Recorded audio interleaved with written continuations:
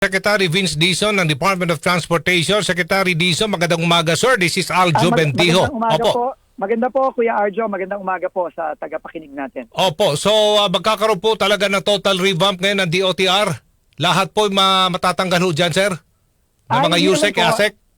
Hindi naman po, Kuya. Hindi naman po, Kuya Arjo. Kasi standard naman po yung paghingi ng courtesy resignation kapag may pagbabago sa liderato.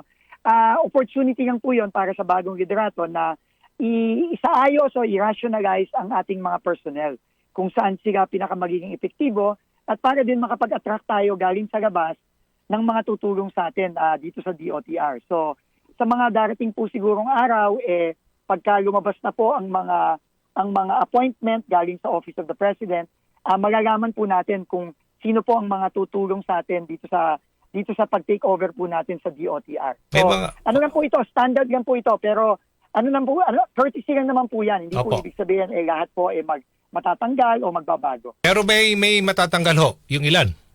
Meron po kasi tayo mga rekomenda na maging mga USEC at ASEC.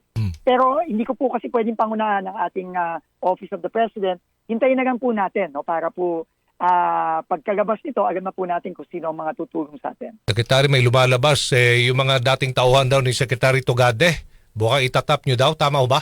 Opo, meron pong mga dating mga DOTR officials kasi po alam niyo naman po kailangan hit the ground running tayo dito ika nga. So wala na po tayong panahon para mag-aral pa at kukuha po tayo ng mga napaka-professional na mga dating mga kawani ng DOTR. Mga professionals po ito, pero siyempre po nasa Office of the President pa rin po ito kung sila ay i-appoint o hindi. Okay, Kaya po kailangan po nating abangan yon. At pagka lumabas na po, makikilala nyo din po sila. Okay, sir. Dito po tayo sa modernisasyon ng ating pong public transport. Sususpindin nyo ba? Bakit ho? Alam nyo po, nag-usap po kami ni Senate President Escudero nung nakaraang linggo. No?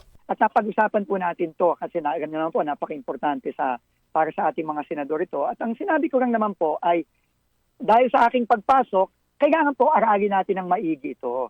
No? Kasi po, lahat tayo ay pro-modernization. Lahat po tayo ay gustong mag-develop at gumanda ang ating transport system. Pero po, meron naman po mga lehitimong issue, lalong-lalo na maapektuhan ng livelihood ng ating mga operator, ng ating mga driver, na kailangan po nating pakinggan at pag-aralan. So, yun lang naman po. So, yung ibig sabihin lang po noon, status quo po tayo. Meaning, yung pong mga current na pumayag na at currently gumagana na po yung ating mga modern na mga PUVs, tuloy-tuloy pa rin po yun. No? Pero yung pong mga iba, kailangan po nating pag-usapan, alamin kung ano ba talaga ang totoong datos on the ground para po naman ma-address natin mabuti at makapag-implement tayo ng maayos na PUV modernization. Pero itutuloy po natin ito, sir, ha? Yung modernization. Okay. No? Tuloy-tuloy po ang modernization natin. No, tuloy-tuloy po yan. Pero hindi lang po natin pwedeng biglaan at lahat-lahat. So status quo muna tayo. Kung ano yung nandiyan na ngayon, tutuloy po natin yan. Pero hindi po tayo hihinto sa pagdadialogo, sa pag-aalam kung ano ba talagang sitwasyon. At siguro naman makakahanap tayo ng solusyon para talagang ultimately sa next few years, tuloy-tuloy po at ma-modernize din natin lahat ng ating mga PUV. Paano po yung nag-avail na? Di ba sila malulugi? May assistance bang ibibigay for the meantime? Tuloy-tuloy naman po yun, no? Okay. Tuloy-tuloy po yung mga packages nila na ongoing. So wala pong magbabago doon. Opo, may iba po ako. Pwede bang dumaan talaga dyan sa EDSA busway mga matataas ng opisyal ng PNP during emergency situation? Katulad po nangyari kagabi? No? Opo, go ahead po. Ang ating Opo, go ahead. Limang opisyal lang po ang pwedeng dumaan sa EDSA busway. Yung ating top 5 officials, ang presidente, ang vice-presidente, ang Senate President, ang Speaker of the House, at ang Chief Justice of the Supreme Court. Wala po tayong exemption sa current regulation natin. No? Kaya po, kailangan po, sumunod po tayo doon. No? Sumunod po tayo sa ating current regulation. Opo, nakausap ko po kanina si General Marbil.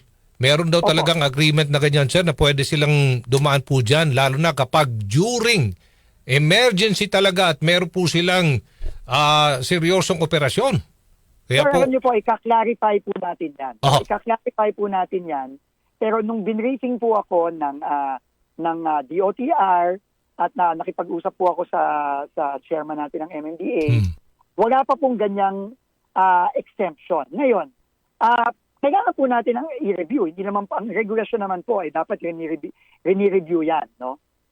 So, pag-uusapan po namin yan ng mga otoridad, kasama na po ang MMDA, para po tignan po natin kung ano ang pwede nating gawin moving forward. Pero as of now, 5 lang po ang talagang pwede sa current regulation. okay, sige po. Hopefully maayos nyo po yan dahil hindi lang po Opo. isang beses po dumaan dyan ang mga convoy ng PNP at napupuna po yan Opo. at binabatikos po si Pangulong Marcos. Naiintindihan po natin Aha. ang concern no ng ating mga kapulisan, no. Naiintindihan po natin yan, lalo na kung may national emergency, no.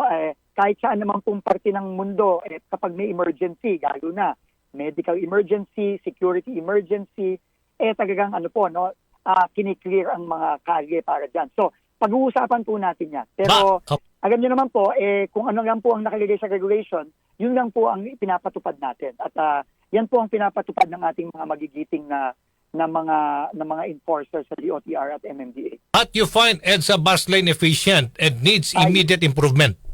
Absolutely po. Absolutely. Dinaanan ko po ito mismo nung Lunes. No, mula Ortigas hanggang Monumento, huminto po kami sa 3 stops sa Santolan, sa Kamuning at sa PhilAm.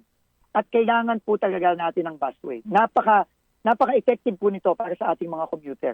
Pero kailangan po natin siyang ayusin. Kasi marami po kailangan i-improve para po mapaganda naman natin ang pagdaan dito ng ating mga kababayan. Opo. I-rehab daw yung EDSA. Ano po ang magiging coordination ng DOTR po dito? March daw yung target Matutuloy ba talaga? Opo, na-inform po ako na may Opo. planong DPWH na mag-rehab. So, kailangan lang po dito coordinated at kailangan informed ang ating mga kababayan, ang ating mga motorista at informed din ang ating mga commuter. Kasi, alam niyo po, pagka nag-rehab po ng EDSA, lagi pong nagka-perwisyo talaga dyan. Pero, tingin ko naman po kung coordinated tayo with DPWH, DOTR, MMDA, sa lahat ng ating mga mayor ng mga LGU natin na dinadaanan ng EDSA, makakahanap po tayo ng solusyon para ma-manage natin ang maigi ito. Okay. Nais nyo bang talagang tugunan? May text po dito. Problema ng mga driver sa mga license plates. Dapat daw pabilisin. Ay, nako. Opo. Within Alam niyo 72 po, hours. Yun ang gusto nyo? Tama ho ba, Secretary? Opo, alam niyo po, hindi na po pwede yung nangyayari dati, Kuya Arjo, no, na nakakaawa po lalo na yung ating mga motorcycle driver. No? 10 taon na po sila naghihintay, marami sa kanila wala pang plaka hanggang ngayon, 10 taon na po ang nakalipas. Unang-una po, sinabihan ko na po ang ating LTO, kailangan burahin na po natin yung backlog na yan. At dapat this year, lahat ng mga motorcycle drivers natin na walang plaka since 2014, dapat mabigyan na ng plaka. Ikalawa po, moving forward, wala po akong nakikitang rason kung bakit hindi po makukuha ng mga motorista natin, ng mga motorcycle driver, ng mga sasakyan po nating mga bus, mga private vehicles, mga taxi, hindi po pwedeng hindi po nila makukuha ang kanilang mga plaka immediately. Mm-hmm. Dapat po talaga mabilis po 'yan. Yun po ang challenge na binigay ko sa ating LTO chief. At sabi naman po niya mukhang kakayanin po nila. So, abangan po natin yan. Hopefully, in the next few months, masosolusyonan po natin ito. Last question na lang po. Maantala ba talaga ito pong mga proyekto natin? Napakalaga nito. Mass Transport System, North-South Commuter Railway Project dahil sa right-of-way problem. Ito Gaano po po kaseryoso ito problema natin sa road right-of-way? Napakabigat po, Kuya Arjo, ng problema natin sa right-of-way. At dahil po sa problema natin sa right-of-way, talagang delayed po ang ating mga napakalaking infrastructure project na ito po sana magbibigay ng ginhawa para sa ating mga kababayan. Hindi lang sa Metro Manila, pati sa Cebu, pati sa Davao, pati sa iba't ibang mga major na city natin. So, yan po talaga ang ating pagtutuunan ng pansin. Kaya nga po ngayong araw na ito, pinirmahan ko po ang kauna-unahang department order sa DOTR under the new leadership ito po ay pag-create ng isang flagship project management office. Typically po kasi ang project management office, dinedelegate po yan sa mga either director level o mataas na po ang asset level. Dito po sa pinirmahan kong ito, para po sa initially, 6 na proyekto, Metro Manila Subway, North-South Commuter Rail, EDSA Busway, EDSA Greenway, Cebu BRT at Davao Bus System. Ako po mismo ang mag-head ng project management office nito. At ako po mismo ang tututok nito at magbibigay po tayo ng mga timeline at deadline para po talagang mapabilis na natin itong mga proyekto nito. Okay, maraming salamat po sa inyong panahon, Secretary Vince Dizon, Department of Maraming salamat Transportation. po. Good morning. Maraming salamat po. Good morning po. Good morning, you! Pirada!